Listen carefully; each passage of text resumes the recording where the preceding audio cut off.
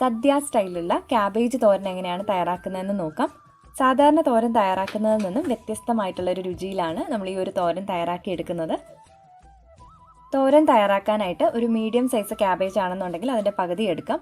അതല്ല വലിയ സൈസ് ആണെന്നുണ്ടെങ്കിൽ ഒരു 4/1 ഭാഗം ക്യാബേജ് നന്നായിട്ട് കൊത്തി അരിഞ്ഞെടുക്കാം. ഇനി കൊത്തി അരിഞ്ഞിട്ടുള്ള ക്യാബേജ് നമുക്കൊരു ബൗളിലേക്ക് ചേർക്കാം. മറ്റ് ചേരുവകൾ എന്തൊക്കെയാണെന്ന് നോക്കാം. ഒരു പകുതി സവാള എടുത്തിട്ടുണ്ട്, അതുപോലെ എരിവുള്ള ഒരു പച്ചമുളക്, 2-3 അല്ലി വെളുത്തുള്ളി, 1/2 കപ്പ് തേങ്ങ ചിരകിയത്. ഇനി നമുക്ക് സവാള, പച്ചമുളക്, വെളുത്തുള്ളി എല്ലാം വളരെ ചെറുതായിട്ട് അരിഞ്ഞെടുക്കാം. ബൗളിലേക്ക് കൊത്തിയരിഞ്ഞിട്ടുള്ള ക്യാബേജ് ചേർക്കാം.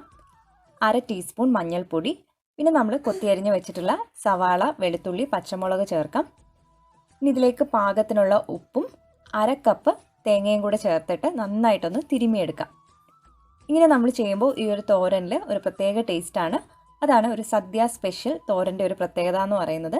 ഇനി നമുക്കിതൊരു 5 മിനിറ്റ് മാറ്റി വയ്ക്കാം. തോരൻ തയ്യാറാക്കുന്നതിനായിട്ട് ഒരു പാൻ ചൂടാക്കാനായിട്ട് വെക്കാം. ഇതിലേക്ക് നമുക്ക് 1 ടേബിൾ സ്പൂൺ വെളിച്ചെണ്ണ ചേർക്കാം. ഇപ്പോൾ വെളിച്ചെണ്ണ ചൂടായിട്ടുണ്ട്. ഇനി ഇതിലേക്ക് ഒരു 1/2 ടീസ്പൂൺ കടുക് ചേർത്ത് കടുക് ഒന്ന് പൊട്ടിത്തുടങ്ങുമ്പോഴേക്കും ഇതിലേക്ക് നമുക്ക് 1 ടേബിൾ സ്പൂൺ ഉഴുന്ന് ചേർക്കാം. ഉഴുന്ന് ചേർക്കുമ്പോൾ ക്യാബേജ് തോരന് സ്വാദ് കൂടും. ഇനി ഉഴുന്ന് നന്നായിട്ട് ഒന്ന് ചുവന്ന നിറമാവുന്നത് വരെ ഒന്ന് ഫ്രൈ ചെയ്തെടുക്കാം. ഏകദേശം ചുവന്ന നിറമായിട്ടുണ്ട്. ഇനി ഇതിലേക്ക് നമുക്കൊരു 1/2 ടീസ്പൂൺ ജീരകം, 2 വറ്റൽമുളക് കൂടി ചേർത്തിട്ട് ഒന്ന് മൂപ്പിച്ചെടുക്കാം.